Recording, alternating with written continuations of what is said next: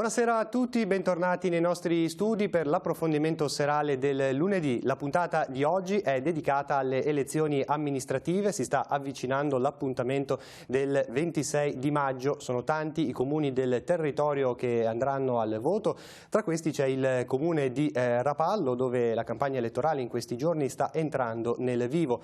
I candidati a sindaco quest'anno sono 5 e li saluto perché questa sera sono qui con noi. Li salutiamo in ordine di estrazione e quindi di comparizione sulla scheda elettorale del 26 di maggio. Sandro Sansò, buonasera. Buonasera a tutti. Candidato con la lista Rapallo in Comune.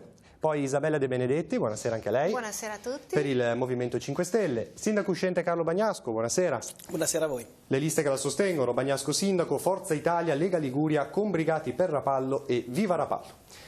Per il Partito Democratico che candida Mauro Mele, buonasera. Buonasera a tutti. E infine Andrea Carannante, Rapallo Civica e Libera Rapallo. Benvenuto. Buonasera. Spieghiamo come si svolge l'appuntamento di questa sera. Ciascun candidato avrà un tempo di 15 minuti per rispondere a 5 domande, 5 temi importanti per la città di Rapallo. Naturalmente sono in media 3 minuti per chi segue da casa, ma ciascun candidato potrà gestire il suo tempo. Al termine il timer sarà azzerato, ci sarà ancora un minuto per rispondere ad un appello al voto, quindi per invitare i cittadini al voto ad aderire ai singoli programmi. Si partirà dal primo candidato estratto, ma poi ciascun candidato potrà rispondere per primo alle altre domande, in maniera che così ci sia insomma, un po' di giro, nessuno possa rispondere per primo e nessuno concludere naturalmente per ultimo. Detto questo, andiamo quindi alle domande. Iniziamo dalla prima domanda, che riguarda il tema della famiglia. È un tema caro a Telepace e che abbiamo modulato secondo anche le indicazioni del forum delle associazioni familiari del Tigullio. La domanda è questa: è disposto ad attuare il fattore famiglia per una fiscalità che tenga conto dei bisogni dei nuclei familiari? Sarebbe propenso ad istituire un assessorato alla famiglia e ha in mente misure forti per combattere l'emergenza denatalità? Iniziamo allora dal primo candidato, Sandro Sansò. A lei. Certo, Rapallo in Comune è molto sensibile a questo tema perché effettivamente è un tema di grande rilievo. Un tema di grande rilievo soprattutto perché, essendoci poco lavoro eccetera, il primo ostacolo alla formazione delle famiglie è chiaramente la mancanza di lavoro. Di conseguenza noi più che un assessorato alla famiglia saremo propensi a creare un assessorato alle opere sociali che contempli prima di tutto, o quantomeno fra le cose principali da fare, attuare un'adeguata politica edilizia. Oggi a Rapallo non si fa un'edilizia fatta per i giovani che si vogliono sposare, che vogliono mettere su famiglia. È un'edilizia residenziale per persone che sono già, diciamo così, arrivate a un certo livello economico e si possono permettere determinati tipi di abitazioni con determinati affitti, fra l'altro, se si parla di affitto. Ecco, questo è il discorso principale. Se manca il lavoro, manca anche la propensione a riunirsi in famiglia. Vorrei sottolineare qualsiasi tipo di famiglia, e perciò non mi fermo solo alla famiglia tradizionale, ma vado oltre, come d'altra parte consentito anche dalla recente legislativa, e perciò voglio dire, il discorso è proprio questo qua. Se non c'è lavoro, se non ci sono le condizioni ideali per crearla questa famiglia, la famiglia non la si può creare. Una delle condizioni per cui poterla creare è una forma di darle un'abitazione decente, a prezzi decenti. Ho finito. Bene, questa è la risposta di Sandro Sansò. Passiamo a Isabella De Benedetti, Movimento 5 Stelle, sul tema della famiglia. Grazie. Allora, l'idea di base di questo fattore famiglia è quella per la quale non si debbano tassare le spese che siano destinate al mantenimento e all'accrescimento della famiglia. Pertanto noi del Movimento 5 Stelle non possiamo che essere d'accordo. Il governo, noi del Movimento 5 Stelle al governo abbiamo appena adottato il reddito di cittadinanza, che è una misura che ha permesso già di aiutare moltissime famiglie in condizioni di difficoltà. Leggevo in questi giorni che grazie al reddito di cittadinanza alcune famiglie sono riuscite a portare dal dentista il proprio figlio, di mettere nel carrello della spesa generi alimentari quali carne e pesce, e quindi è già uno strumento che aiuta le famiglie. A livello comunale certo la manovra è un po' più stretta, però qualcosa si può fare. Io personalmente manterrei l'assessorato alla famiglia dentro l'assessorato più generale dei servizi sociali, però ci vuole un assessorato che funzioni molto bene. Nel nostro programma elettorale, che ricordo che è stato un programma elettorale partecipato, nel senso che tutti i cittadini hanno portato le loro idee, le loro proposte e quello che gli sembrava più opportuno, e noi le abbiamo accolte fino all'ultimo giorno. Abbiamo previsto già alcuni punti che possono aiutare le famiglie a livello comunale, per esempio prevedere delle agevolazioni per l'accesso nelle scuole materne e negli asili nido, che noi abbiamo chiamato buono asilo, studiare la possibilità di rivedere le rette degli istituti scolastici, pensare alla creazione di una ludoteca comunale che manca, sia in spazi che possono essere già di proprietà del comune oppure spazi presi in locazione, e queste sono tutte proposte che ci hanno avanzato direttamente le mamme. Poi vogliamo potenziare il centro estivo, perché anche qua ce n'è necessità, e creare magari organizzare un servizio di doposcuola per i ragazzi. Ricomprendo anche nel tema delle famiglie la riqualificazione dei parchi giochi che abbiamo messo nel nostro programma elettorale, perché poi, anche se è gratuito, comunque il parco giochi nella quotidianità è l'ambiente che più spesso viene frequentato dalle famiglie e dai bambini. Quindi noi prevediamo una riqualificazione, un miglioramento, parchi giochi più puliti, più funzionali, magari anche con giochi nuovi. Pensavamo per esempio a dei percorsi di arrampicata sugli alberi, come già ci sono in tante altre località. Ecco. Bene, grazie Isabella De Benedetti. È il turno di Carlo Bagnasco sul tema della famiglia. Sì, noi siamo un pochino avanti, perché io ne vengo da un'amministrazione che è quella di Mentole Campodonico, che aveva col dottor Castagneto già proclamato un assessore proprio per quanto riguarda alla famiglia. Noi siamo d'accordo su rifare l'assessorato alla famiglia e l'abbiamo fatto con un atto già concreto, quello che sempre con Mentole Campodonico proprio il 15 di aprile del 2018 abbiamo firmato un documento che è protocollato, una città per la famiglia con degli obiettivi ben precisi. Di conseguenza è già protocollato agli atti, noi diremo di sì all'assessorato, sicuramente faremo l'assessorato alla famiglia, e aiutare le famiglie vuol dire sì i parchi giochi assolutamente con la riqualificazione, però poi vuol dire anche aiutarlo nel concreto è nel portafoglio sostanzialmente, perché le difficoltà ci sono. Come stiamo facendo? Io ricordo che Rapallo, e sfido qualsiasi a dire il contrario, è la città che ha ad esempio i buoni pasto e i buoni mensa più bassa di tutta le Ligurie, si parla di 3,50 €. Tutte le tariffe per quanto riguarda ciò che è legato al comune, ad esempio l'affitto del campo da calcio Macera, alle tariffe più basse di tutto, anche dell'entroterra. Di conseguenza la politica fiscale che è stata adottata vicino alla famiglia già oggi è molto molto competitiva. Il margine di miglioramento è molto ristretto, perché siamo già al massimo. Rapallo investe sulla famiglia e sul sociale circa 6.200.000 €, quindi sono cifre importanti, delle risposte concrete. Comunque assolutamente al 100% sì ai parchi giochi riqualificati, abbiamo già iniziato dei vari lotti, con dei primi lotti, sì a dare l'assessorato alla famiglia, ci mancherebbe altro, ma in maniera molto molto concreta, con delle risorse economiche subito. Secondo lei va tutto bene così o c'è qualcos'altro che si potrebbe aggiungere a quello che già c'è? Ma io ho una posizione diversa dai miei colleghi, io sto governando, io so quello che c'è di concreto e il margine. Se voglio il libro dei sogni posso dire anche che pagherò il pediatra per tutto l'anno a tutti i bambini. Se voglio ritornare alla veste di sindaco, quindi sono un pubblico ufficiale, devo dire delle certezze.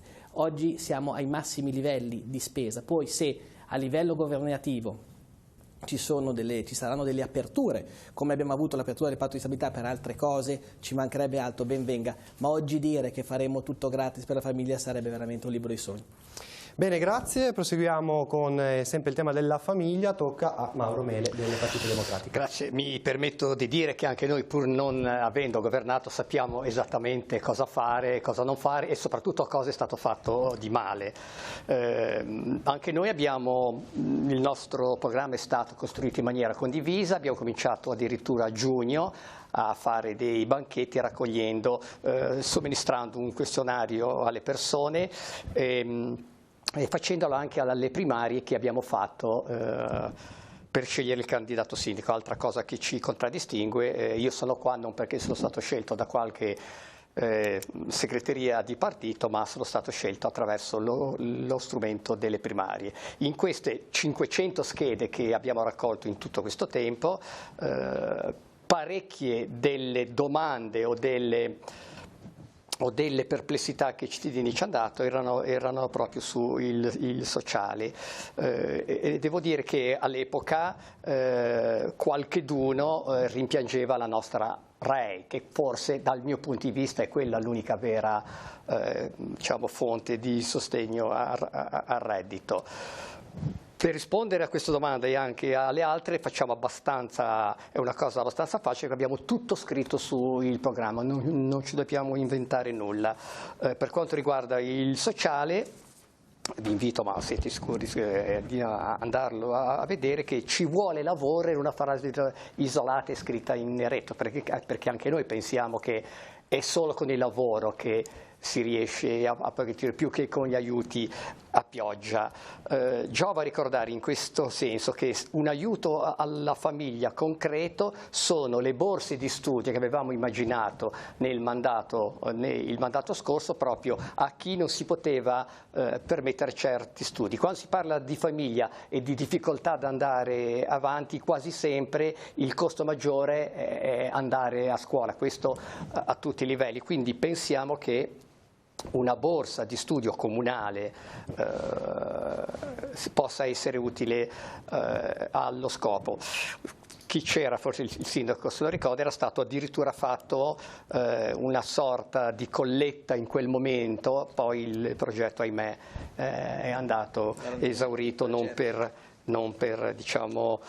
per colpa nostra. L'assessorato alle famiglie certo è importante, ma non dobbiamo dimenticare che ci sono tantissime persone sole per tantissimi motivi, o vedove o persone che hanno scelto un altro percorso di vita, e secondo me queste non devono essere in alcun modo pienalizzato rispetto alle altre. Io allargherei tutti i sussidi che si possono dare a uno spettro più ampio. Chiudo. Il Partito Democratico aveva dato voce in Consiglio Comunale, perché altri non ce l'avevano, forse questa volta non sarà più così, al Comitato Diritti Civili, che si era fatto portatore di questo allargamento alla famiglia che mi sembra citasse prima il candidato sindaco Sansò, quindi anche in quella direzione avevamo già fatto. Velocemente, lei ha sottoscritto il manifesto del forum delle famiglie o lo vorrebbe fare in questi giorni? Lo vorrei fare, sono disponibile a farlo. Benissimo. Allora, concludiamo il giro sulla prima domanda con Andrea Carannanti, quindi fiscalità, misure di famiglia, assessorato alla famiglia, lotta alla denatalità. Allora, prima di parlare di famiglia, un buon sindaco deve conoscere il contesto sociale della propria città, che è profondamente cambiato in questi anni. Questo non vuol dire doversi schierare per forza con la famiglia tradizionale o con le nuove famiglie, però effettivamente il contesto sociale è molto cambiato, quindi oggi troviamo famiglie con genitori separate, famiglie monoparentali, genitori affidatari, famiglie di etnie diverse, quindi bisogna conoscere bene il contesto sociale per poi poter intervenire senza escludere nessuno. Detto questo, oggi conosciamo questo strumento che è il fattore famiglia, che non è altro che uno strumento di verifica e di distribuzione delle risorse. Quindi diciamo sì al fattore famiglia, però che non sia un aiuto a pioggia, come diceva Mauro Mele, ma che sia affiancato ad una politica sociale complessiva, perché se no rimane un'elemosina. E diciamo per questo no all'assessorato ad hoc sulla famiglia, perché il sindaco deve avere una visione complessiva e quindi l'assessorato e quindi la delega alla famiglia riteniamo che sia opportuno la mantenga il sindaco. Per quello che riguarda il nostro programma elettorale inserito, abbiamo l'abbattimento delle rette degli asili nido e dei trasporti, la realizzazione della ludoteca, un bonus per le madri che dovranno ridurre l'orario di lavoro sia per scelta che per necessità per accudire i propri figli, il finanziamento della guardia medica pediatrica che ad oggi a Rapallo è sostenuto solo ed esclusivamente dal volontariato. Riteniamo che la denatalità sia un fattore sociale che non si possa risolvere con un aiuto. Cioè una giovane coppia non deciderà di fare un altro figlio perché paga il buono pasto meno di un'altra città, ma ci vuole una politica sociale, ci vuole una sicurezza del lavoro e di una casa. Bene, grazie. Abbiamo così concluso il primo giro sulla prima domanda che era relativa alla famiglia. Ora passiamo al secondo tema che riguarda in questo caso la sanità, con una domanda ben precisa. Che cosa pensa dell'ingresso dei privati all'ospedale Nostra Signora di Montallegro?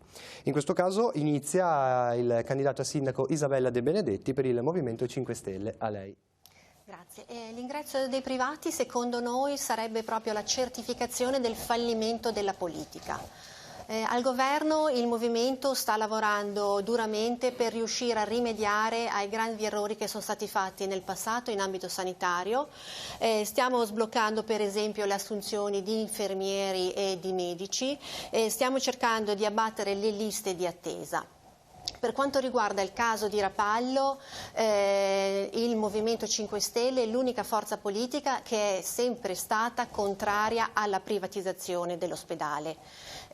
Fa strano pensare che l'attuale sindaco e l'attuale vice sindaco, che nei mesi passati si sono sempre detti contrari alla privatizzazione dell'ospedale, adesso da quando si sono accordati per questa campagna elettorale con la Lega, di colpo hanno cambiato idea e sono diventati favorevoli a privatizzare l'ospedale.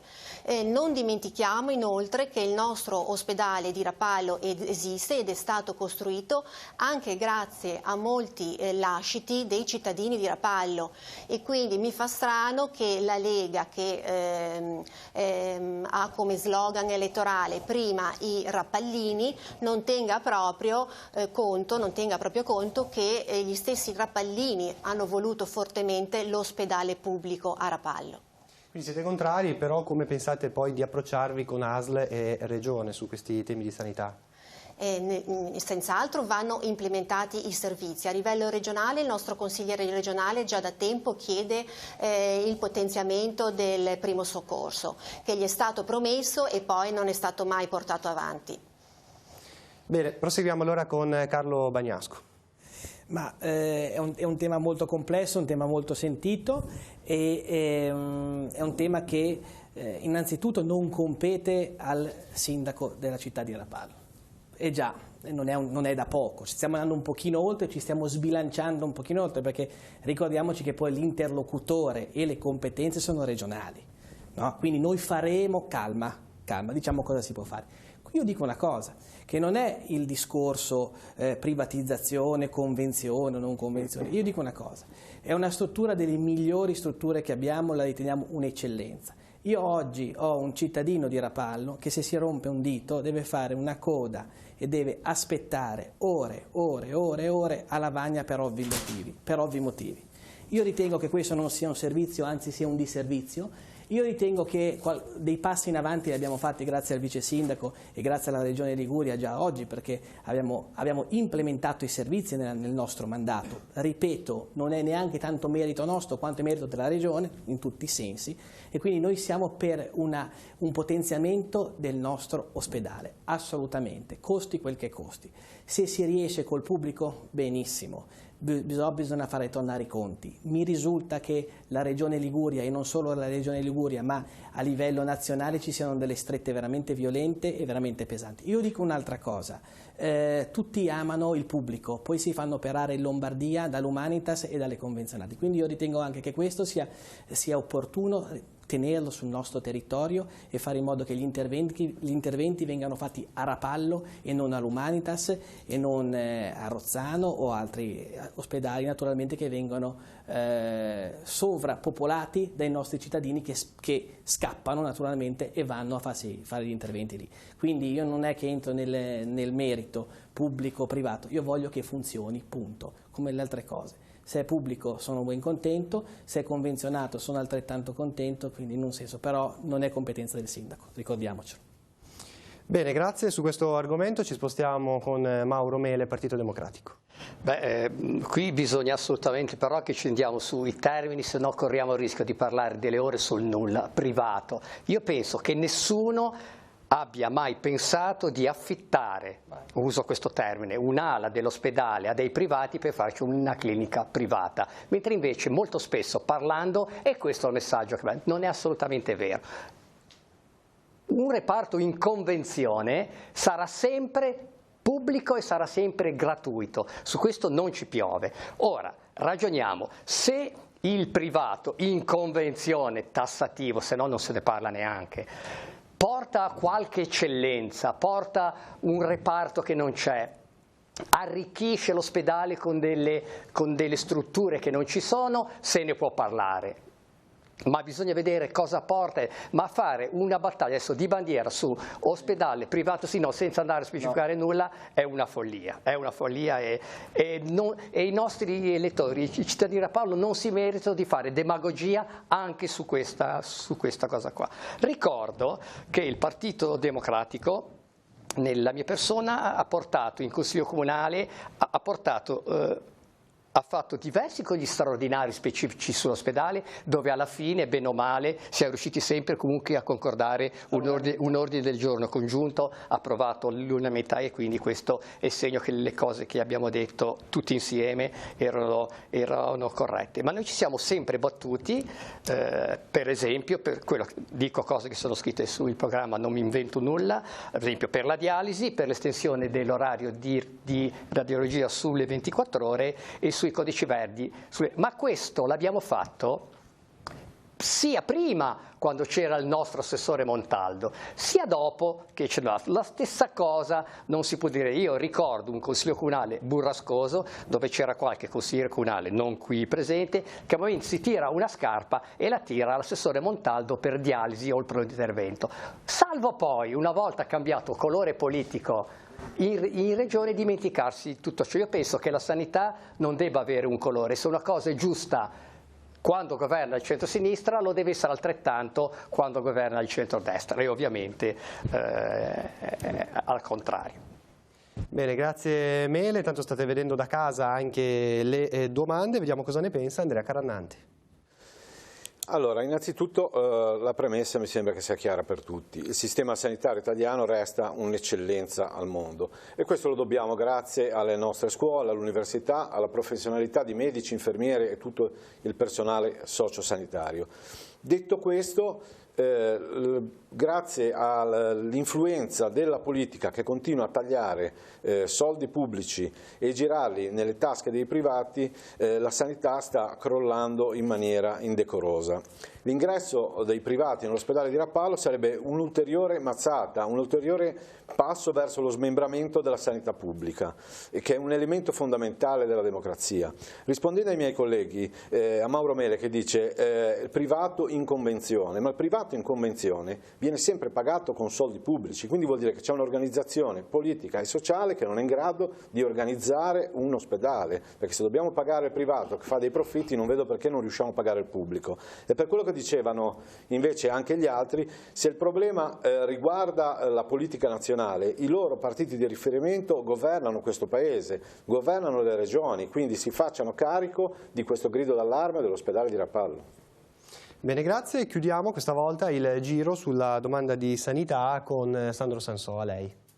Allora, il servizio pubblico, il servizio sanitario pubblico non si tocca, deve essere lasciato com'è. Posso indulgere eventualmente su una miglior distribuzione di determinati servizi, si parlava prima della dialisi che potrebbe essere estesa anche a Rapallo, più che giusto, ma il discorso del settore pubblico, della sanità pubblica, ha una sua ragione, che nega ovviamente da parte nostra ogni intervento privato. È un modo per dimostrare che lo Stato è vicino ai cittadini e siccome il nostro servizio sanitario pubblico lo ha sempre dimostrato, perché è uno dei migliori del mondo, se non il migliore, allora a questo punto non vedo perché si debba toccare una struttura che, nonostante tutte le pecche, effettivamente è vero, ci sono stati dei tagli a scapito della sanità a favore di altri settori, però sostanzialmente rimane per principio, per filosofia, una struttura che lavora e opera per il pubblico. Basta. Se dovesse potenziarlo adesso l'ospedale di Rapallo, che cosa vedrebbe da fare? Dipende dal tipo di potenziamento. Io dico sempre, benissimo, il discorso è pubblico, si estende il discorso pubblico all'ospedale di Rapallo.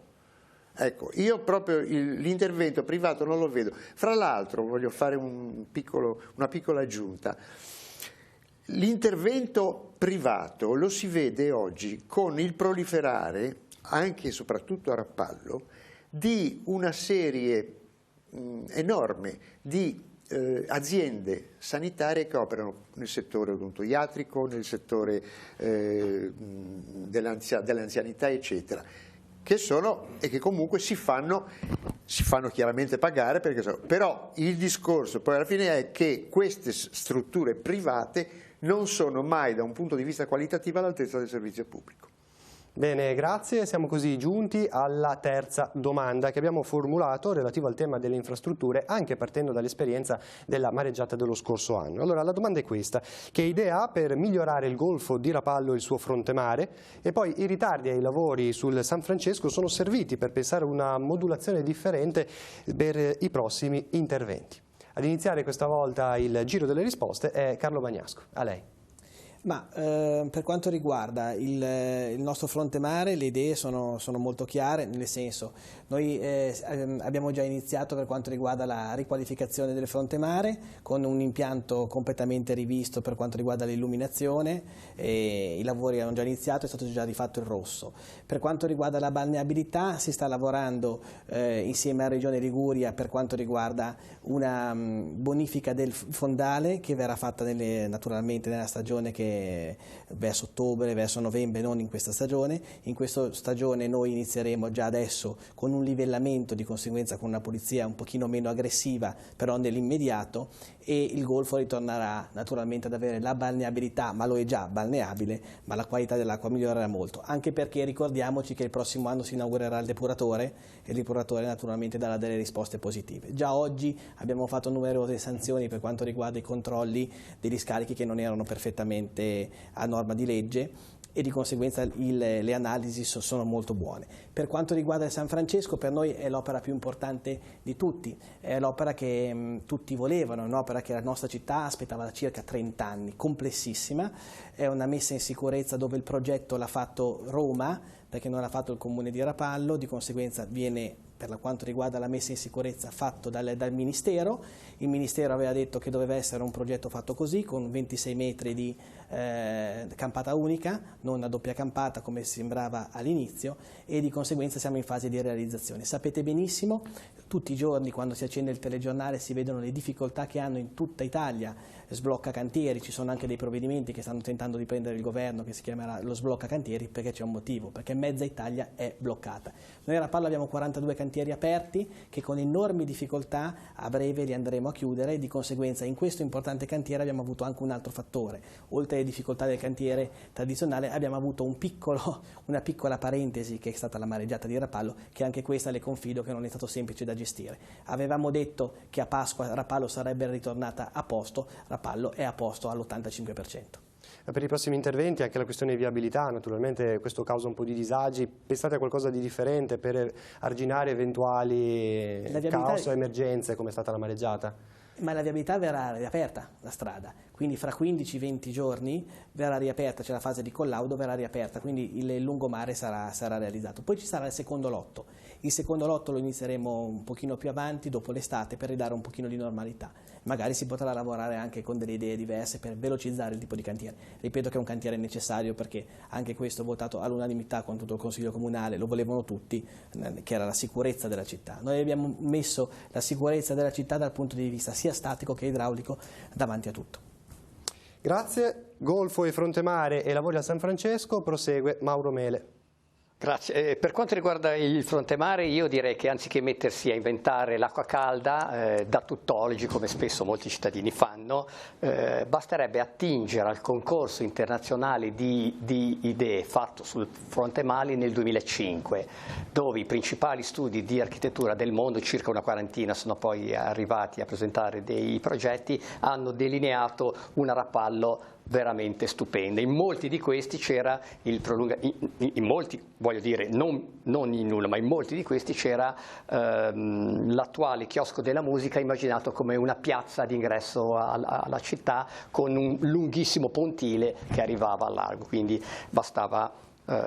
Secondo noi basta, diciamo, attingere da questi studi. Come abbiamo scritto nel programma, per il fronte mare, per renderla più scenografica, basterebbe studiare una bella illuminazione sullo stile di quella di Santa Margherita, magari con delle illuminazioni anche artistiche sulle facciate. Quindi lei rivedrebbe un attimo il progetto di rifacimento del fronte mare? Sì, essendo stato un concorso internazionale di idee che ha avuto sì un vincitore, è comunque possibile attingere prendendo un pezzo da uno, un pezzo dall'altro. Sono sicuro che c'è parecchio, sono sicuro, le ho viste, ci sono parecchie idee buone, basta solamente scegliere quelle più realizzabili. Per quanto riguarda i ritardi, vorrei dire una cosa: è vero, ci sono stati dei ritardi dovuti alla mareggiata e su questo non ha colpa nessuno, ma non vorrei dimenticare che i lavori sono cominciati, secondo me, con un notevole e colpevole ritardo. Per un anno intero l'opposizione, chi c'era in opposizione, ha continuamente portato ordini del giorno, perizie e quant'altro per sollevare il problema della soletta che stava scendendo. A un certo punto se ne sono accorti e si è partiti con, secondo me, un anno. Se non ci fosse stato questo ritardo, probabilmente, è un ritardo che c'era comunque endemico nei lavori, il ritardo ammesso in Consiglio Comunale dall'assessore Maini pre-mareggiata, se non ci fosse stati questi ritardi, probabilmente, è difficile dirlo, ma la mareggiata sarebbe arrivata trovando un cantiere già finito, già chiuso, e non avrebbe causato ulteriori 6 mesi, come dico io, gratis di ritardo che, ahimè, stanno pagando tutti i cittadini di Rapallo. Bene, grazie. Proseguiamo con questa domanda con il candidato Andrea Carannante. A lei. Allora, innanzitutto i lavori sul San Francesco non sono in ritardo, i lavori su San Francesco sono proprio impantanati in un disastro, stanno mettendo in ginocchio la città. Tutti i giorni si contano ore di traffico, respirare gas tossici. Siamo davvero stufi di questa situazione che non va avanti. Si passa da promesse in promesse, da Ferragosto a Natale, da Natale a Pasqua, da Pasqua a Santo Stefano. Ora l'ultima promessa sono 15-20 giorni. La marchiamo anche questa e la mettiamo agli atti. Il dramma vissuto dalla mareggiata doveva essere una questione, doveva essere un'occasione per ripensare a un fronte mare diverso, per poter ricostruire e vedere tutti insieme una città diversa. Una vera e propria rivoluzione poteva essere, per passare da questi drammatici fatti a una realizzazione diversa del fronte mare. Chiaramente ora si sta provando a ricostruire come era prima e chiaramente ricostruendo come era prima succederà quello che è successo ieri, succederà domani. Noi abbiamo un progetto che è stato depositato in comune già da molto tempo ed è stato pagato con i soldi dei cittadini, che abbiamo fatto anche, lo abbiamo discusso anche col sindaco uscente, che è un progetto di potenziamento delle spiagge libere. Un progetto di potenziamento che prevede un ripascimento sulla passeggiata mare di alcune spiagge e che porterebbe nell'immediato le spiagge libere dal 15-16% di adesso al 32%, per arrivare al 40% che prevede la legge regionale 13 del 1999 e che Rapallo non ha mai rispettato. Non ha mai rispettato, probabilmente perché? Perché questa legge è una legge regionale che non prevede sanzioni, prevede solo l'impossibilità di rilasciare nuove concessioni e l'impossibilità di accedere ai fondi regionali per la pulizia delle spiagge. Quindi oggi abbiamo poche spiagge libere e sporche. La messa in sicurezza chiaramente del San Francesco è una cosa che andava fatta e sosteniamo. È un progetto globale che deve riguardare tutto il San Francesco fino al ponte dell'autostrada. Bisogna demolire i ponticelli di viabetti privati che sono assolutamente inadeguati e pericolosi e trasformare la zona rossa, che oggi è viabetti, in zona gialla o comunque zona a meno pericolosità. Quindi se diventasse sindaco, quale sarebbe la prima cosa che farebbe per quanto riguarda San Francesco? Per quel che riguarda San Francesco, innanzitutto cercherei una programmazione dei lavori e una non superficialità che accusiamo adesso a questa amministrazione. Questo era il re dei cantieri, era il cantiere. Abbiamo 42 cantieri, ci ha detto il sindaco. Questo era il cantiere, era quello che doveva essere seguito ora per ora e giorno per giorno. Questo ha bloccato la città e questo non è possibile. Bene, grazie. Proseguiamo sempre con la domanda sulle infrastrutture. Tocca in questo caso a Sandro Sansò. A lei. Allora, io sono pienamente d'accordo con Mele e con Carannante sul discorso del San Francesco, che è stato gestito sulla copertura del San Francesco, che è stata gestita molto male, ha subito dei ritardi spaventosi e naturalmente ha causato dei gravi disagi alla città. Voglio invece soffermarmi maggiormente sul discorso del porto. Allora, che Rapallo torni ad avere fra breve l'acqua pulitissima, io ho fortissimi dubbi, ma li ho sempre avuti perché io penso solamente una cosa. Rapallo, che ha alla propria destra, guardando il mare, il Boate e poi il discorso del porto, secondo me non potrà mai avere un'acqua pulita, non potrà mai avere un'acqua balneabile. Che ne dicano tutte le strutture che non potrà mai averla. Allora, a questo punto bisogna ripensare il porto. Il porto non va più considerato come è stato considerato fino ad adesso, cioè, passatemi il termine, a me, se Berlusconi porta a Rapallo, nel porto privato di Rapallo, ormeggia la sua portaerei, non me ne frega niente, perché Berlusconi non viene a mangiare a Rapallo, va a mangiare a Santa Margherita. Allora io voglio gente che venga a Rapallo con la barca e che si fermi a mangiare a Rapallo, e che si fermi a dormire a Rapallo, e che possa passare una serata tranquilla a Rapallo. È questo il discorso. Se noi non vediamo il turismo sotto un aspetto più esteso, meno elitario, non ci caveremo mai di impaccio da questo grossissimo problema. E per fare in modo che il turismo si espanda il più possibile, soprattutto il turismo da diporto, con le barche da diporto, bisogna cambiare tutto il discorso del porto, perciò barche piccole, limitazione alle grosse barche, facilitazioni e poi creare ovviamente le strutture perché chi ha la barca venga anche a soggiornare a Rapallo. Bene, grazie. Concludiamo il giro di questa terza domanda con Isabella De Benedetti, Movimento 5 Stelle. A lei. Sì, grazie. Noi abbiamo pensato invece a cogliere dal fatto della mareggiata di fine ottobre, a cogliere l'opportunità che questa mareggiata ci ha portato per il nostro golfo. Infatti con la mareggiata di fine ottobre abbiamo assistito a un fortissimo insabbiamento di tutto il golfo. A questo punto abbiamo realizzato una proposta progettuale che è questa, che io vi invito ad andare ad esaminare sul nostro sito www.debenedettisindaco.it, dove abbiamo previsto la realizzazione di 2 nuove spiagge da lasciare completamente libere. Il tema delle spiagge libera è un tema molto sentito a Rapallo, per quale famiglie ci hanno avanzato questa esigenza.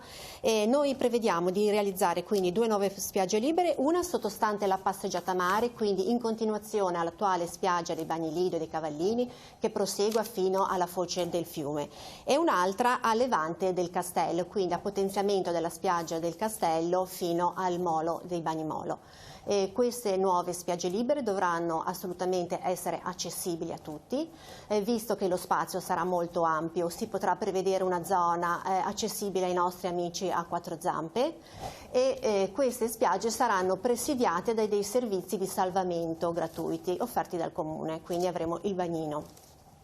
Un elemento caratterizzante di questa nostra proposta progettuale, anch'io ho esaminato il concorso di idee che sono nei cassetti del comune, ma perché sono rimasti nel cassetto dei comuni? Perché erano dei progetti meravigliosi dal punto di vista architettonico, ma poi difficilmente realizzabili per un comune come Rapallo. Al massimo Genova può realizzare un fronte mare del genere. Noi invece abbiamo portato questa proposta progettuale che è assolutamente fattibile e certa, anche in tempi rapidi e anche con pochi costi. Qui sui fondi non è preoccupata? No, assolutamente, molto semplice. Le dicevo, la base della spiaggia c'è già, si tratta di apportare pochissimo materiale per realizzarla. L'elemento caratterizzante poi è la creazione di questo nuovo pontile per l'attracco dei traghetti, che è stato adesso distrutto e quindi va ricostruito, messo finalmente in asse con il chiosco della musica, un pontile che abbia anche polivalente, con tante funzionalità e esteticamente bello, illuminato a LED con degli elementi di pregio. Un pontile molto lungo, l'abbiamo previsto 80 metri per 5, ma questa è una proposta progettuale, quindi può essere rivista in qualsiasi modo per migliorarla, e che permetterà quindi alle famiglie di fare una gradevole passeggiata sul golfo. Una volta arrivati in cima, girandoci verso Rapallo, avremo una nuova visione della nostra bella città, e che termina all'estremità con una piattaforma galleggiante che in caso di eventi, manifestazioni eccetera può essere ampliata agganciando altre piattaforme galleggianti per rendere questo spazio un vero e proprio palco sul mare. A questo pontile potranno attraccare i traghetti. Facendolo molto lungo si risolverà anche il problema dell'insabbiamento, del poco pescaggio che dei traghetti che adesso si sta affrontando. Questo è fattibile per due serie di motivi. Intanto la spiaggia non sarà portata via, perché io ho ascoltato ingegneri esperti in opere marittime e geologi che mi hanno assicurato che in caso di futura mareggiata la sabbia non si muoverà da questo sito, come non è stato spostato un granello di sabbia finora con la mareggiata di fine ottobre. I bagni Lido non ha portato via un granello di sabbia, anzi ne ha portata dell'altra. Tanto più poi che la diga del porto sarà ricostruita e la passeggiata e tutta la zona sarà messa in sicurezza. Un secondo punto che voglio evidenziare è che la balneabilità è compatibile con la presenza dei traghetti, perché il molo è talmente lungo che, delimitando uno specchio acqueo a riva destinato esclusivamente alla balneazione con una cima apposta, si chiamano cime tarozzate, sono quelle cime che hanno i gavitelli arancioni, entro lo specchio acqueo quindi dalla spiaggia, e lasciando il mare all'esterno alla nautica, le due cose possono convivere. Quindi questo è un progetto per riqualificare, è piaciuto tantissimo a tutti quelli che l'hanno visionato, ha avuto tantissimo successo ed è facilmente realizzabile ed è un'opportunità. Prima di parlare del problema del cantiere del San Francesco, vorrei precisare quali sono le competenze del Comune in questa fase post mareggiata. Il Comune non aveva nessuna competenza nella rimozione delle imbarcazioni, che sono state effettuate ad opera dei privati e coordinate dalla Capitaneria di Porto, così come il Comune non ha avuto competenza nell'asfalto, nella realizzazione della nuova pavimentazione, che a me non piace perché è un asfalto, quindi non è un materiale pregiato per una passeggiata così preziosa. Perché è stata opera di IREN, quindi l'unica grande opera che il Comune ha realizzato in tutti questi anni, perché il resto dei marciapiedi sono opere di ordinaria manutenzione in tutti i comuni. Quindi l'unica grande opera è quella del torrente San Francesco, ed è un'opera che ha avuto dei problemi enormi.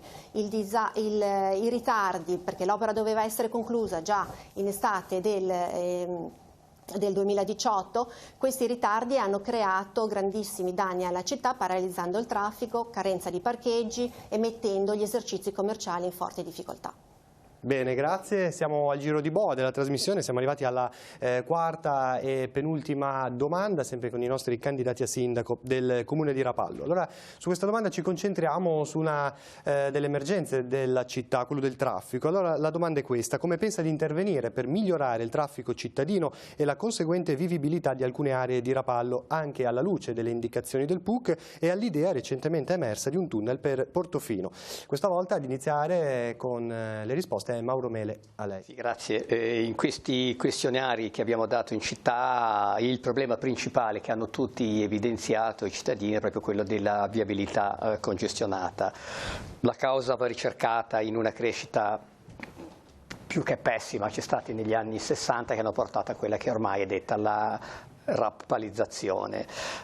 È sufficiente un semplice incidente in una delle due arterie principali, l'abbiamo visto in questi giorni, perché il traffico si blocchi completamente, per cui bisogna intervenire. È vero, il PUC ha individuato una strada alta di cornice che attraversi il Golf, ma in tutti i programmi precedenti di tutti i sindaci appoggiati il PD si è sempre parlato, e abbiamo fatto importanti passi in avanti per la strada bassa, a questo punto la chiamo così, di attraversamento del Golf attraverso la Buca 1 e la 18, in modo sia da restituire un polmone verde in un'area abbastanza congestionata.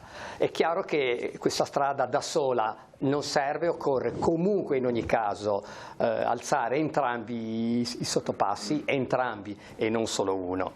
Ci vuole un piano urbano del traffico fatto bene, l'ultimo risale al 2000, in genere un piano urbano del traffico va aggiornato ogni 5 anni, massimo 10, qui siamo ben oltre il tempo massimo. Va affidato a delle persone esperte che diano soprattutto delle diciamo, risposte concrete. Abbiamo immaginato una pista ciclabile sul mare che vada dal porto Carlo Riva fino in fondo alla via Venaggi, se possibile, una sorta di passeggiata sul mare che serve anche ai turisti. Ed è realizzabile? Le sembra realizzabile? Allora, se non ci avventuriamo in città, e quindi andiamo spesso in strade dove diciamo, ci sono autovetture, lì sì che è complicato, ma come è stata descritta sul mare ci sono solo pochissimi passaggi dove c'è una estrema vicinanza con le autovetture, quindi secondo noi è realizzabile. Okay. Ha terminato. Benissimo, proseguiamo allora sul tema del traffico con Andrea Carannanti. Allora, innanzitutto Rapallo lo sappiamo tutti che sconta anni di politiche sciagurate che hanno aggiunto cemento su cemento, facendo dei danni in città irreversibili. Vedo che anche la candidata dei 5 Stelle si adegua immediatamente proponendo colate di cemento addirittura sul fronte mare con lunghi pontili e passeggiate. Quindi si prosegue sempre su questa marcia, fra un po' non si sa più dove poter buttare del cemento a Rapallo perché siamo veramente saturi. Dobbiamo essere seri. Qui concordo con l'amico Mele, la città ha bisogno di uno studio approfondito, magari conferito ad un vero esperto di traffico che possa redigere questo piano urbano che è assolutamente necessario. Non possiamo pensare che cambiando un senso e aggiungendo un semaforo si possa risolvere il traffico di Rapallo, che probabilmente non si potrà mai risolvere, ma almeno proviamo ad alleggerirlo.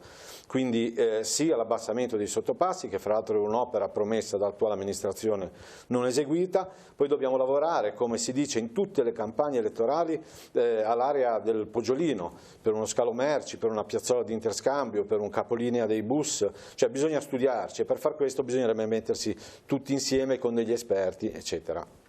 Il tunnel Rapallo-Portofino, per fare una battuta, voglio dire, le amministrazioni attuali non riescono a finanziare la guardia medica pediatrica, hanno dei senza tetto che dormono con le tende sulle scale del comune, parlare di tunnel Rapallo-Portofino è una presa in giro che non vogliamo fare. Bene, grazie Carannante, proseguiamo col giro di risposte sul tema del traffico, adesso tocca a Sandro Sansò, a lei. Mi dispiace girare il coltello nella piaga, però anche io non posso fare a meno. Siamo a livello di metastasi, qui non possiamo più intervenire.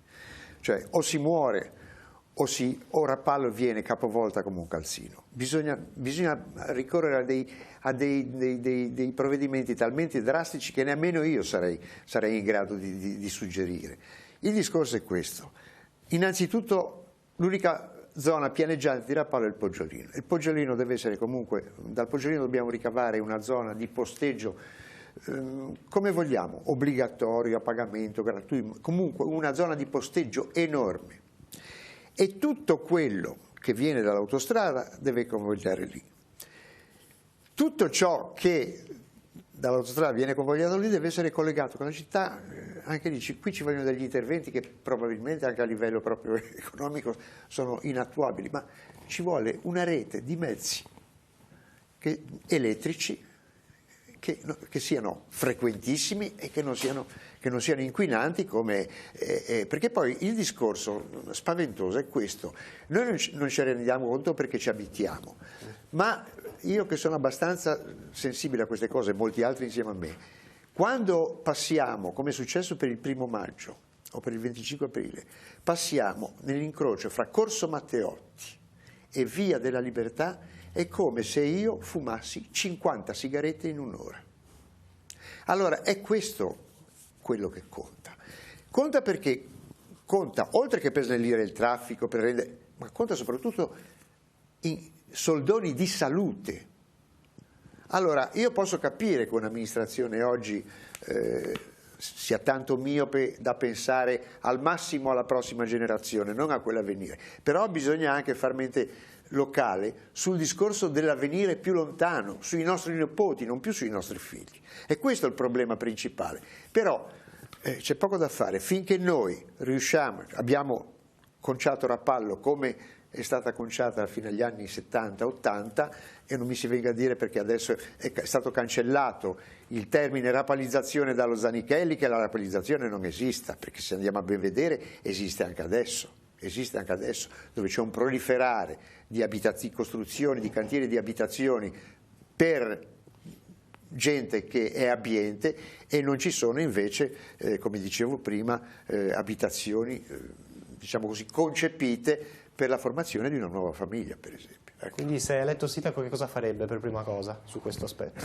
Bisognerebbe sapere quanto ho in cassa. Poi dipende, se potessi veramente avere la possibilità, io una cosa del genere la farei.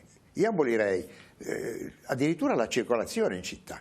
È chiaro che non si può fare però, voglio dire, potrei comunque attenuarla ricorrendo, se ne parla ormai, non è che tiri fuori delle idee nuove, se ne parla da 30 anni, di collegare la periferia e la città con dei mezzi elettrici. Se ne parlava anche per Portofino, Rapallo Portofino e Rapallo Santa Margherita. Un'ultima parola vorrei dire sul discorso tunnel di Rapallo Santa Margherita, che secondo me è una cosa che non è fattibile per un semplice fatto, che tutto il traffico più pesante, autocarri eccetera, se ci fosse questo tunnel andrebbe a sfociare a Santa Margherita, e voglio vedere qual è il sammargheritese o l'amministratore sammargheritese che dice sì, facciamo il pullman così ci prendiamo tutti i camion. Grazie Sansò per la sua risposta, ora tocca a Isabella De Benedetti, occhio al tempo naturalmente. Grazie, intanto volevo rispondere al candidato Carannante che mi accusa di cementificare l'Arenile, cosa assolutamente non vera, perché il pontile che abbiamo previsto a progetto è un pontile, una struttura molto leggera, snella, su palafitte. Tornando invece al tema del traffico, è un grossissimo problema di Rapallo e il traffico è legato, come diceva il candidato Sansò, anche a una questione di salute. Ora basta guardare le mie seggiole bianche del terrazzo una volta lavate, dopo una settimana sono di nuovo nere, questo fa capire quanto inquinamento respiriamo a Rapallo tutti i giorni. Esatto, il nostro programma elettorale ha previsto, per risolvere il traffico, di appoggiarci a degli specialisti del settore, di redigere un piano traffico particolare ad hoc per Rapallo. Comunque il traffico è legato anche alla carenza dei parcheggi, perché questa amministrazione aveva promesso che avrebbe nel 2014 che avrebbe realizzato nei primi 100 giorni di mandato 100 parcheggi, e invece in 5 anni di amministrazione ne ha ridotti notevolmente di numero. Noi nel nostro programma elettorale prevediamo quindi, intanto cominciamo a creare subito dei parcheggi disegnandoli proprio con le righe bianche, e poi far redigere questo piano del traffico, e poi lavorare a delle autorimesse, perché Rapallo è l'unica città, penso, d'Italia che non abbia un'autorimessa pubblica, e quindi vi è il problema del dove parcheggiare l'automobile, e questo problema non è soltanto sentito dai cittadini ma anche dalle categorie commerciali, perché se il cliente non trova facile parcheggio rinuncia ad andare a fare la spesa in centro a Rapallo, va da un'altra parte. Noi nel nostro programma elettorale abbiamo visto di realizzare il parcheggio di interscambio al Poggiolino, come previsto dal PUC, quella è una zona destinata a parcheggio di interscambio in quanto verrà realizzata un'autorimessa, noi l'abbiamo prevista anche con rifacimento del nuovo campo da calcio regolamentare sulla sommità, e da lì partiranno le navicelle elettriche verso il centro. Poi abbiamo previsto un'altra autorimessa nella zona della piazza di 4 novembre e il potenziamento dell'ex scalo ferroviario. Come finanziamenti noi ci siamo anche lanciati sulla proposta di finanziamento dicendo che possiamo utilizzare lo strumento del leasing costruendo, che è uno strumento apposta per le pubbliche amministrazioni. Bene, grazie. Concludiamo il giro delle risposte sul traffico con Carlo Bagnasco. A lei. Ma noi siamo andati un pochino oltre, noi abbiamo già dato un incarico all'Università di Genova per quanto riguarda un piano e uno studio del traffico e stiamo aspettando delle risposte, perché per fare un piano del traffico ci vogliono dei numeri ben precisi, di conseguenza c'è uno studio da fare molto dettagliato con delle sonde che riescono a analizzare i fluidi di traffico. Ad oggi, avendo la passeggiata e il lungomare chiuso, è più complessa l'operazione, ma la stiamo facendo. Le nostre proposte sono di parcheggi, Poggiolino va benissimo, parcheggio di interscambio, sono tutte proposte che hanno 30 anni queste, sotto il Macera un'altra proposta di un altro, elevando il campo da calcio, altra proposta tranquillamente condivisibile, e per poi andare alla nuova proposta, che questa qua ha 35 anni, che è quella del 4 novembre. Sono tutte proposte condivisibilissime, ma molto complesse dal punto di vista tecnico e urbanistico e di finanziamenti. Ricordo che anche altre proposte erano il collegamento Rapallo-Santa Margherita, ci siamo riusciti dopo 100 anni, era il depuratore anch'esso dopo tanti anni ce l'abbiamo fatta, ed era il San Francesco dopo 30 anni. Questo è il quadro di Rapallo, quindi sono tutte proposte condivisibili ma estremamente complesse per quanto riguarda la loro realizzazione. Per quanto riguarda il tunnel, chi di noi non è favorevole, ma anche qua con altrettanta serietà e con altrettanta fermezza possiamo dire che noi ci siamo, ma poi bisogna essere concreti e l'operazione non è assolutamente semplice. D'accordo, grazie. E ora arriviamo all'ultima domanda, che è quella relativa al turismo. Si parla tanto di turismo, in questo senso noi vogliamo fare una domanda ben precisa che riguarda la politica alberghiera. È disposto oppure no a proseguire con gli svincoli? In questo caso ad iniziare con il giro delle risposte è Andrea Carannanti. Allora, anche su questo punto dobbiamo fare una premessa, perché sembra che gli albergatori di Rapallo siano dei malavitosi che vogliono far crollare gli alberghi per costruire degli appartamenti. Il Comune, in quanto ente pubblico, deve fare il suo mestiere, deve offrire dei servizi in modo tale che gli alberghi non chiudano. Il Comune cosa deve fare? Deve garantire la balneazione, deve garantire i parcheggi, deve valorizzare il golf, che ricordiamoci che è un terreno di proprietà pubblica e i cittadini di Rapallo non sanno neanche come è fatto, e deve mantenere la città pulita. Solo allora il Comune potrà fare la voce grossa con gli albergatori. Se il Comune non fa il suo mestiere non può obbligare gli alberghi a rimanere alberghi, oppure svincolare uno e non svincolare gli altri facendo figli e figliastri. Cosa possono offrire gli albergatori, gli alberghi, soprattutto quelli stellati a Rapallo oggi? La gincana in mezzo alla cacca dei cani, i 50 minuti di coda in via Mameli, cosa possono offrire? Quindi dobbiamo essere seri. Non si può permettere un sindaco di fare la voce grossa con gli albergatori. È dagli anni '80 che si discute di questa cosa, della crisi degli alberghi. Non credo che i cittadini vogliano vivere di nuovo una vicenda come quella delle Eurotelle. Il Comune faccia il suo mestiere e poi si sieda ad un tavolo con gli albergatori. Ci sono diverse realtà, non è possibile trattarle tutte nella stessa maniera. Ad esempio a Rapallo ci sono molti alberghi che sono all'interno di condomini, lì si potrebbe fare un certo tipo di discorso, e molti alberghi che sono sul fronte mare e magari sono stellati, e quindi dobbiamo offrire dei servizi, e dopodiché si potrà parlare di svincoli o non svincoli. Quindi sulla questione anche per esempio dell'Hotel Savoia? L'Hotel Savoia ad esempio potrebbe essere molto interessante un discorso come è stato fatto in altri hotel, cioè una parte che non superi un terzo potrebbe essere albergo, potrebbe essere appartamenti, e gli altri potrebbe essere albergo, ma anche lì in base a un albergo cosa può offrire, perché se il Savoia è un 4 stelle deve avere degli spazi, deve avere un centro benessere, deve avere una città adeguata alle stelle che è. D'accordo, le mancano ancora 5 minuti e 20 se li vuole utilizzare. Per me non c'è problema. Va bene. Posto così? Sì. D'accordo. Proseguiamo allora con il tema turismo, politica alberghiera, svincoli, con Sandro Sansò. Allora noi siamo contrari a svincoli di qualsiasi sorta.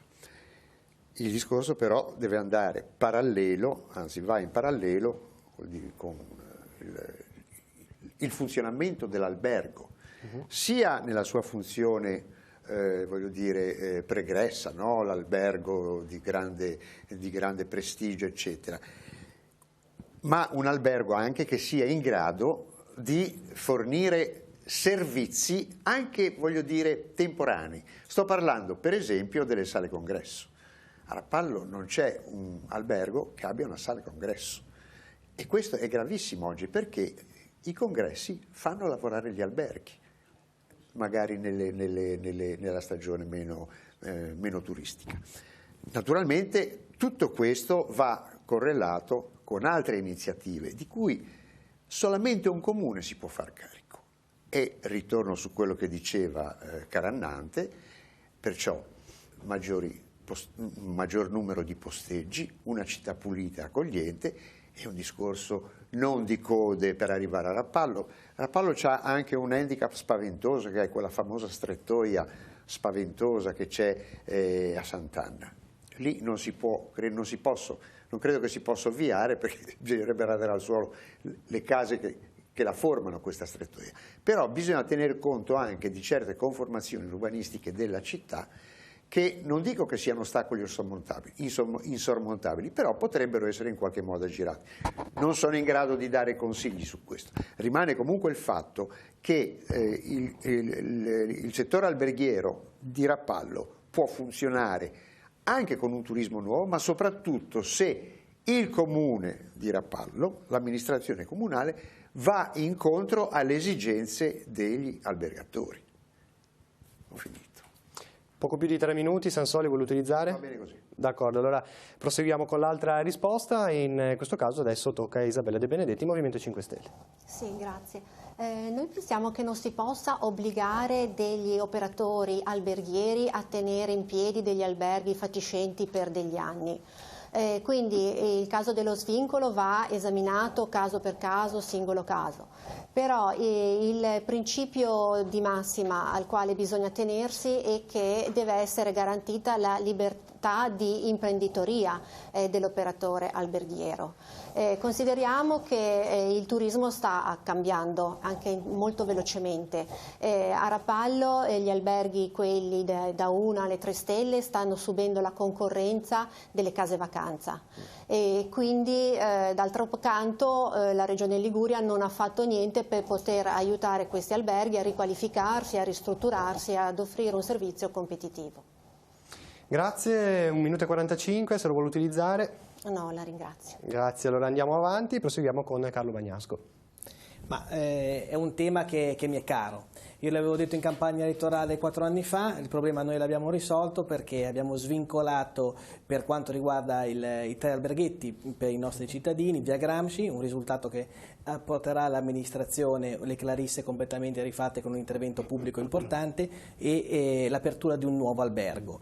Sul tavolo avevamo messo anche San Michele di Pagana, ahimè c'è un contenzioso molto importante perché volevamo fare aprire un nuovo albergo nella strettoia di San Michele, ma abbiamo avuto dei problemi per quanto riguarda la sovrintendenza, la partita è ancora aperta, di conseguenza con noi si aprirà un nuovo albergo nei prossimi mesi, circa fra un anno e mezzo, e verranno rifatte e riqualificata via Gramsci perché la pratica è già andata in consiglio comunale. Quindi noi andiamo avanti su questa linea, formula mista, pubblico, naturalmente alberghiero e residenziale, formula mista.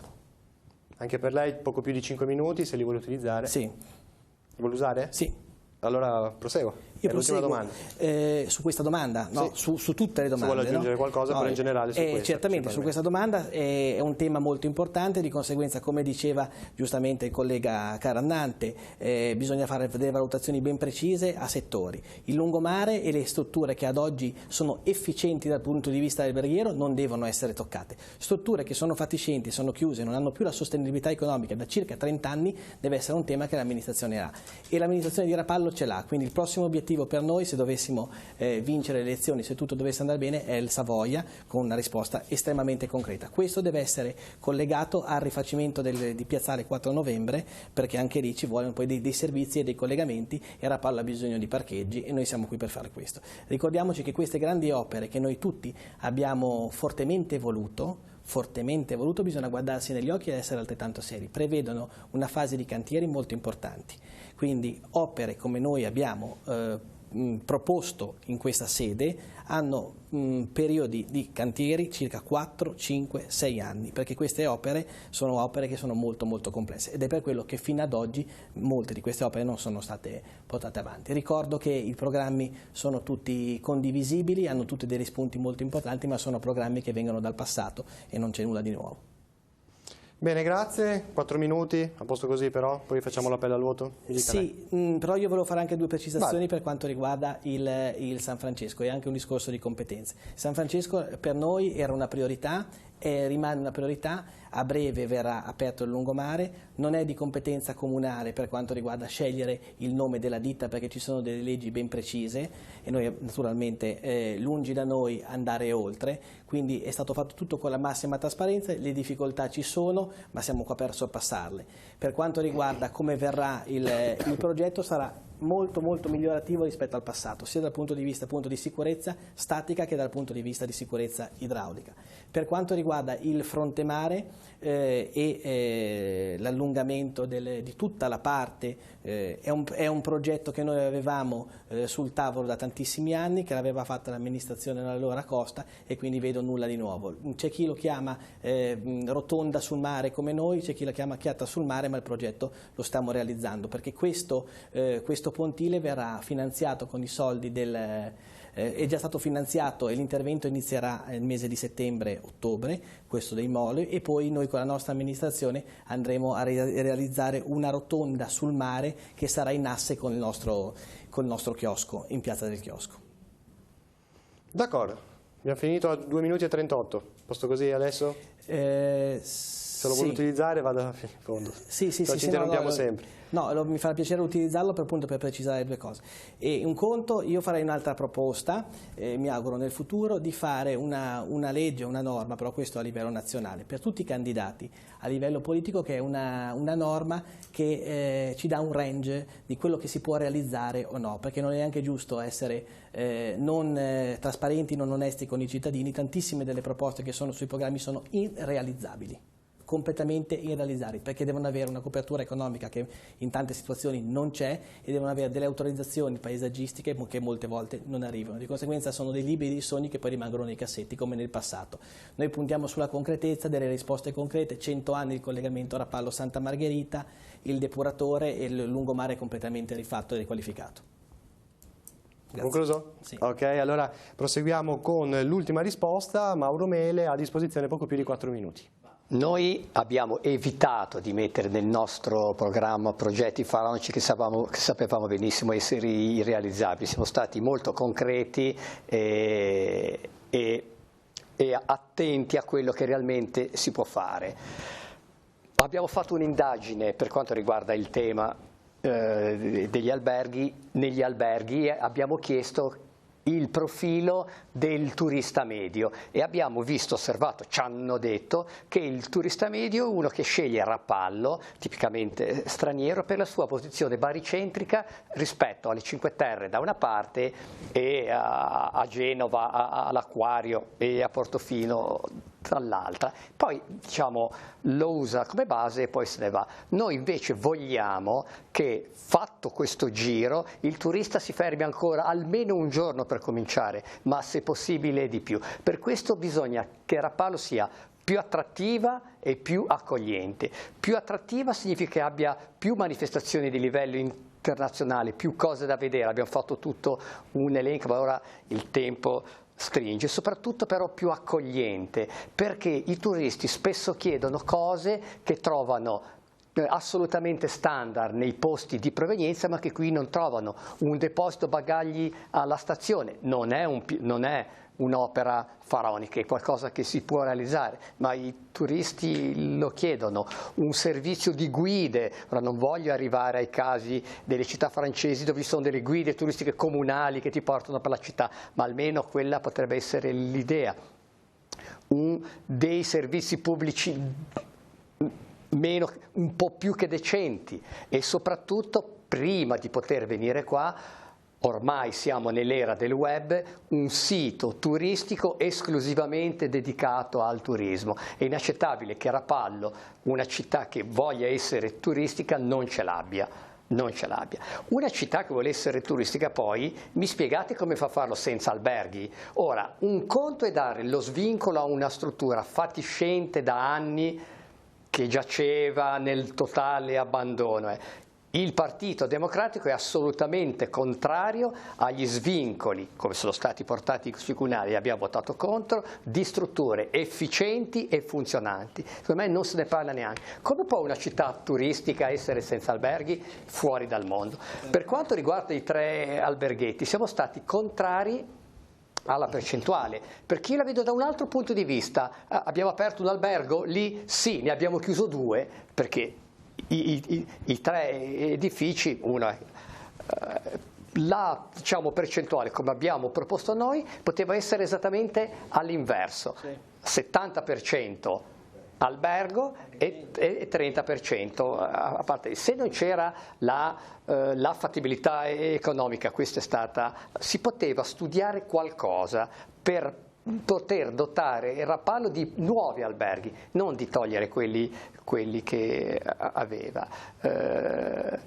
Il turismo noi lo vediamo come una fonte di lavoro, non siamo proprietari di albergo. Se diciamo che ci vogliono più turismo e di conseguenza più alberghi, perché penso difficile che le due cose vadano ognuna di pari passo, gli alberghi vogliono dire più lavoro per i nostri giovani. L'ho già detto in interventi precedenti, ma lo si vede andando a leggere il nostro programma. La parola più lavoro compare in numerosi punti. Noi abbiamo fatto un programma che è 30 secondi al termine. È un po' più di un programma, è uno sguardo di insieme su tutte le tematiche della città. Pensiamo di non averle lasciato neanche una. È quello che ci guiderà per i prossimi 5 anni, sempre che i cittadini ci vogliono in qualche modo in Consiglio Comunale.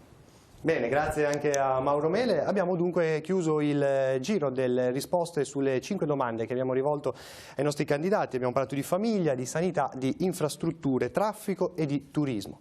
Ancora pochi minuti, azzeriamo infatti il nostro timer e diamo ai nostri candidati ancora 1 minuto a testa per rispondere a un appello al voto. Che cosa desidera per il futuro di Rapallo, che cosa funziona bene, va sostenuto, cosa va cambiato o introdotto di nuovo. Ripresentiamo i 5 candidati che risponderanno adesso in ordine naturalmente di estrazione, quindi di comparizione sulla scheda. Sandro Sansò con la lista Rapallo in Comune, Isabella De Benedetti per il Movimento 5 Stelle, Carlo Bagnasco sostenuto da Bagnasco Sindaco, Forza Italia, Lega Liguria, Combrigati per Rapallo e Viva Rapallo, Mauro Mele per il Partito Democratico e infine Andrea Carannante con le liste Rapallo Civica e Libera Rapallo. Dunque siamo pronti per l'ultimo minuto, iniziamo allora da Sandro Sansò. Che cosa desidera per il futuro di Rapallo? No, io volevo fare l'appello al voto. Per Rapallo desidero il meglio di tutto, ma non mi basterebbe il tempo. Noi siamo una forza di sinistra e mi sono orgoglioso di sostenere che la cultura viene da sinistra. Noi siamo gente che si adopera per gli altri, siamo inclusivi, siamo tolleranti. E la prova è, per esempio, che la maggior parte degli aderenti alla nostra lista civica faccia volontariato e si dia da fare per accogliere al meglio gli immigranti. Noi non siamo quelli che diciamo prima gli italiani, noi diciamo tutti devono venire prima e quindi ci adoperiamo in questo senso. È per questo che noi vogliamo il voto dell'elettorato rapallese. Bene, grazie Sandro Sansò e adesso per l'appello al voto Isabella De Benedetti. Grazie. Noi vorremmo che Rapallo diventasse una città di nuovo con una buona qualità della vita. Vi invito ad andare a visionare il nostro programma elettorale per risolvere il problema dei parcheggi, per risolvere il problema della qualità della vita dei bambini, quindi parco giochi, ludoteche, cose che abbiamo già detto prima. Realizzare delle manifestazioni di alto spessore culturale come già sono presenti in altre tante località. Diciamo che dopo 5 anni di amministrazione dei selfie e dei video, ora è il momento che il cittadino rapallese, rappallino e come vogliamo chiamarlo, perché per me i cittadini sono tutti uguali, apra gli occhi e voti l'unica alternativa all'attuale amministrazione, l'unica alternativa a quel sistema clientelare che sta soffocando la città. Bene, grazie. Proseguiamo con Carlo Bagnasco. Un minuto. Ma con molta soddisfazione, sono qui, è difficile fare un appello al voto per un sindaco uscente, tutti mi conoscono, la nostra voglia di fare è sotto gli occhi di tutti. Rapallo ha attraversato un periodo dal punto di vista economico grazie a una buonissima gestione della nostra amministrazione importante, siamo riusciti a sbloccare delle incompiute che era da circa 30 anni che erano ferme, l'elenco è lungo, di conseguenza la nostra voglia di fare che caratterizza la nostra amministrazione, quindi perché votare questa coalizione? Per continuare a fare e naturalmente a dare delle risposte concrete ai nostri cittadini. La concretezza, la voglia di fare e naturalmente la presenza sul territorio. 20 secondi se li vuole usare. No, non lo voglio usare perché non lo ritengo opportuno, va bene così. D'accordo, grazie. Allora proseguiamo con Mauro Mele. Grazie. Quello che volevo dire è che noi siamo pronti a governare questa città. Non date per scontato che qualcuno abbia già vinto. Noi ci siamo e ci dovete essere anche voi elettori. Invitiamo ogni elettore che si riconosce nei nostri valori a dire io ci sono, che è l'hashtag che ha governato la nostra campagna. A dire io ci sono votando il 26 maggio 2 volte il PD. Una prima volta per le europee, per far sì che l'Italia vada in Europa contando di più e con più forza, con la forza della ragione anziché la forza della rabbia. E una seconda volta a votare il PD Rapallo, perché saremo in ogni caso la vostra voce in Consiglio Comunale. Grazie. Grazie a Mauro Mele e concludiamo con Andrea Carannante, a lei. Allora, il mio primo appello al voto lo voglio fare a tutti i cittadini di Rapallo che vadano a votare, per me ma anche per qualche altro mio collega. L'importante è che vadano a votare perché è un diritto sacrosanto ed è molto importante. Il secondo appello invece lo faccio per me. A Rapallo c'è la possibilità questa volta di avere una novità in Consiglio Comunale. Le battaglie che in questi anni sono state fatte nelle strade, sulle spiagge, contro la cementificazione, hanno un'opportunità unica, quella di entrare in Consiglio Comunale. Chiedo un voto per me a chi non si sente rappresentato da questa amministrazione, ma anche a chi non si sente rappresentato da un'opposizione che spesso è stata assente. Abbiamo sottoscritto un appello di tutti i nostri candidati, per cui il consigliere eletto sarà a disposizione dei comitati, a disposizione delle associazioni, a disposizione di tutti i cittadini per fare accessi agli atti, per fare interrogazioni ed interpellanze. Insomma, per dare voce a Rapallo chi voce non ha mai avuto. Bene, grazie a tutti voi per essere stati con noi, per aver risposto alle nostre domande, quindi ringrazio Sansò, De Benedetti, Bagnasco, Mele e Carannanti. L'appuntamento per le elezioni il 26 di maggio, noi ci ritroviamo lunedì prossimo con il Direttamente Su, sarà ancora una puntata di stampo elettorale. Grazie per averci seguito, buon proseguimento di serata, arrivederci.